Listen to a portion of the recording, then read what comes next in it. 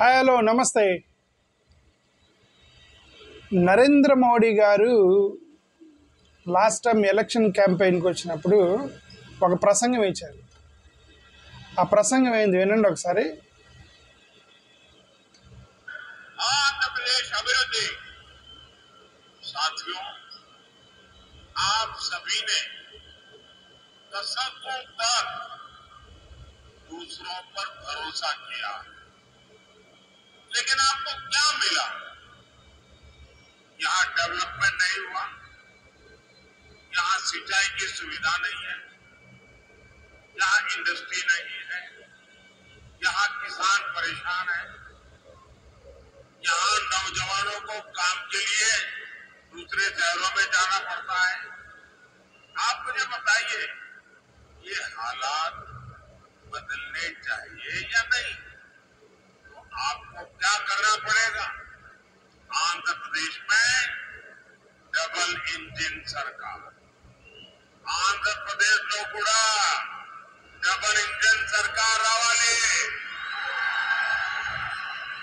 మిత్రులారా, మీరంతా దశాబ్దాలుగా అనేక మందిని విశ్వాసంలో ఉంచారు. రాయలసీమ ఆంధ్రప్రదేశ్ కు అనేక మంది ముఖ్యమంత్రులు ఇచ్చారా లేదా? కానీ మీరు ఏమి పొందారు?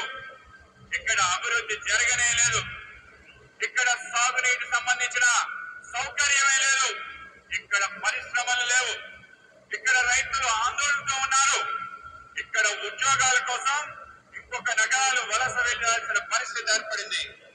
మీరు నాకు చెప్పండి, ఈ పరిస్థితి మార్చాలా వద్దా? అయితే మీరేం చేయాలి? ఆంధ్రప్రదేశ్ లో కూడా డబుల్ ఇంజన్ సర్కార్ తీసుకురావాలి. అదే సంగతి.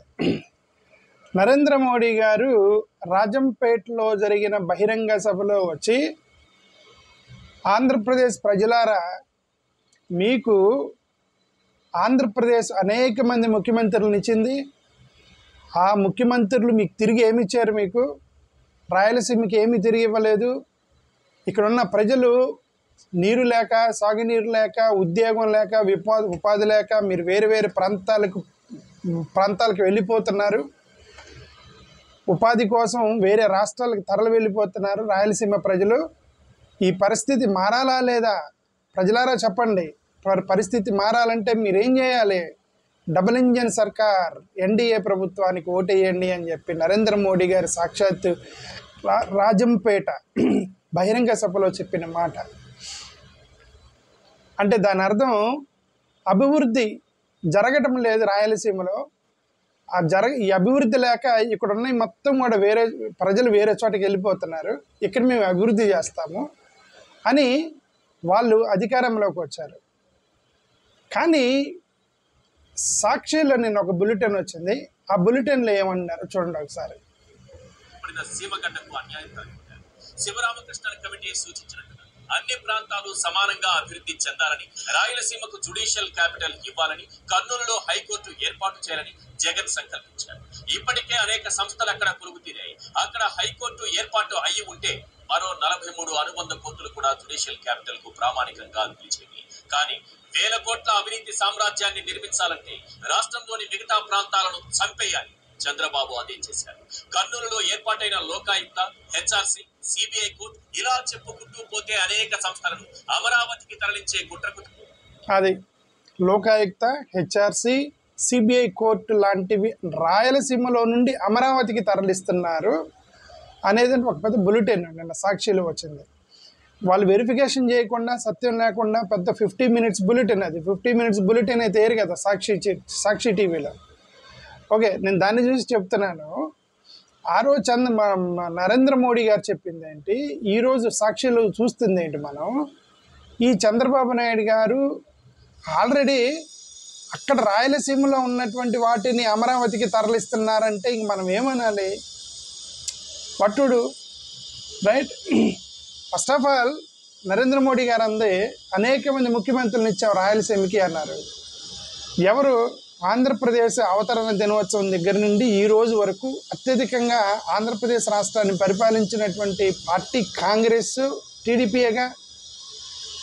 కాంగ్రెస్ టీడీపీగా వాళ్ళలో మేజర్గా చంద్రబాబు నాయుడు గారే 14 సంవత్సరాలు, ఇప్పుడు ఒక 5, 13, 19 సంవత్సరాలు, ఆ తర్వాత అంతకుముందు గతంలో ఎన్టీ రామారావు గారు చేసిన ఒక 5, 7 సంవత్సరాలు, రైట్, మొత్తం కలిపి ఒక 20-25 ఇయర్స్ వరకు తెలుగుదేశం ప్రభుత్వమే కదా ఆంధ్రప్రదేశ్ రాష్ట్రాన్ని పరిపాలించింది. ఇప్పుడు వచ్చిన 50 సంవత్సరాల స్వాతంత్రంలో సరే 56 అప్పటి నుంచి ఇప్పటి వరకు ఒక 70 ఇయర్స్ అనుకోండి. దీనిలో 25-30 ఇయర్స్, 25 ఇయర్స్ తెలుగుదేశం వాళ్ళే కదా పరిపాలించారు. కాంగ్రెస్ వాళ్ళు మిగతా పరిపాలించారు. వాళ్ళలో మెజారిటీ మళ్ళీ రాయలసీమ నుంచే కిరణ్ కుమార్ రెడ్డి గారు కానీ, అంతకుముందు ఉన్నటువంటి కొంతమంది ముఖ్యమంత్రులు కానీ రాయలసీమే. నరేంద్ర మోడీ గారు అన్నట్టు ఇంతమంది ముఖ్యమంత్రులను ఇస్తే మీరు రాయలసీమకి ఏం చేశారు అన్నారు. నాకు తెలిసిన వరకు రాయలసీమకి డెవలప్ చేసింది ఇద్దరు, వైఎస్ రాజశేఖర రెడ్డి, జగన్మోహన్ రెడ్డి గారు, అంతే. రాజశేఖర రెడ్డి గారు ఆయన వచ్చిన తర్వాత ఆయన పులివెందులు చాలా డెవలప్ అయింది, తిరుపతి ఇవన్నీ కూడా చాలా డెవలప్ అయినాయి. అక్కడ చాలా ఫ్యాక్టరీలు రాయలసీమకి తీసుకొచ్చాడు రాజశేఖర రెడ్డి గారు. జగన్మోహన్ రెడ్డి గారు వచ్చిన తర్వాత కూడా మూడు ప్రాంతాల అభివృద్ధి అనేటువంటి ఒక నినాదం తీసుకొని గుంటూరులో అమరావతిలో ఒక ఎగ్జిక్యూటివ్ క్యాపిటల్ అని, జ్యుడిషియల్ క్యాపిటల్ అని, ఇక్కడ అమరావతి జ్యుడిషియల్ క్యాపిటల్ అని, విశాఖపట్నం ఎగ్జిక్యూటివ్ క్యాపిటల్ అని,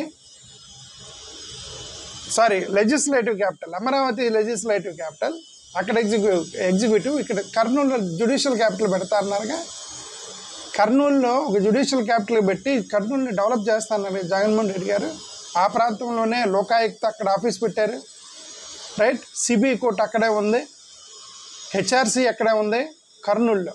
ఇప్పుడు ఆ మూడింటిని తీసుకెళ్ళి మళ్ళీ అమరావతిలో. మీరు చెప్పింది ఏంది, అధికారంలోకి వచ్చేటప్పుడు ఇక్కడ అభివృద్ధి కాలేదు, డబుల్ ఇంజిన్ సర్కార్కి మీరు ఓటేయండి, రాయలసీమని అభివృద్ధి చేస్తామన్న మీరు అభివృద్ధి చేయకపోగా అక్కడ ఆల్రెడీ అభివృద్ధి చెందడానికి పెట్టిన సంస్థల్ని మళ్ళీ అమరావతికి తరలిస్తారా?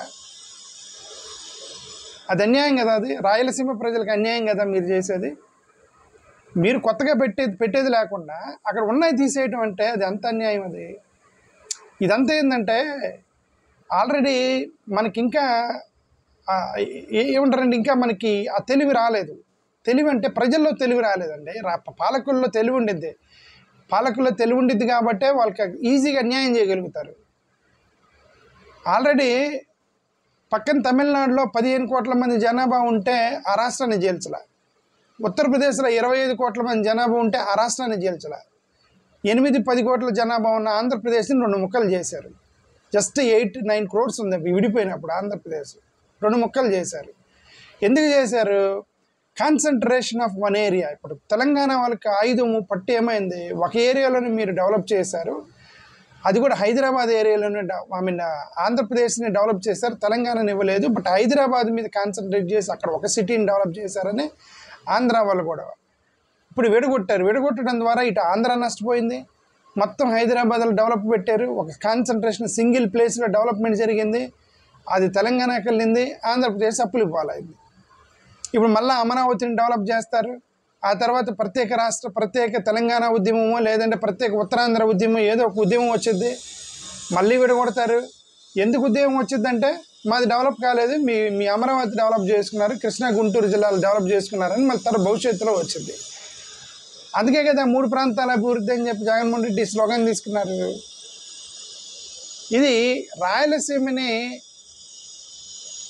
మనకేదో విజన్ ఉండిద్దని, మనకు పర్సనల్ వ్యక్తిగతంగా మనకేదో విజన్ ఉండిద్ది. ఇది ఇక్కడ పెద్ద సింగపూర్ కట్టాలి, ఆ సింగపూర్లో ఒక సగం భూములు మనమే అయి ఉండాలి, ఓకే, మన కాంట్రాక్టర్లు మనోళ్ళు ఉండాలి సగం భూములు అని ఒక పెద్ద అమరావతి కట్టడానికి మేము వ్యతిరేకం కాదు. But not at the cost of people, not at the cost of other regions, not at the cost of development of the state. ఒక సింగిల్ ప్లేస్లో డెవలప్ చేయడానికి అది ఆటోమేటిక్గా డెవలప్ అవ్వాలి. తిరుపతిని కట్టారండి, 1,00,000 కోట్లు పెట్టి తిరుపతిని కట్టారా? 1,00,000 కోట్లు పెట్టి విశాఖపట్నం కట్టారా? 1,00,000 కోట్లు పెట్టి గుంటూరు, విజయవాడ కట్టారా? కర్నూలుని కట్టారా? ఆటోమేటిక్గా డెవలప్ అయినాయి కదా. 1,00,000 కోట్లు అప్పు తీసుకొచ్చి ఇప్పుడు అమరావతి కడుతున్నారు. దాన్ని జస్టిఫై చేసుకోవడానికి రాయలసీమలో ఉన్న ఆఫీసులు మీరు అటు తిప్పితే ఎంత అన్యాయం అది. సాక్షిలో బులెటిన్ వేశారు చూడండి, నేను మళ్ళీ దాన్ని తిప్పికొట్టడం ఎందుకు. Thank you.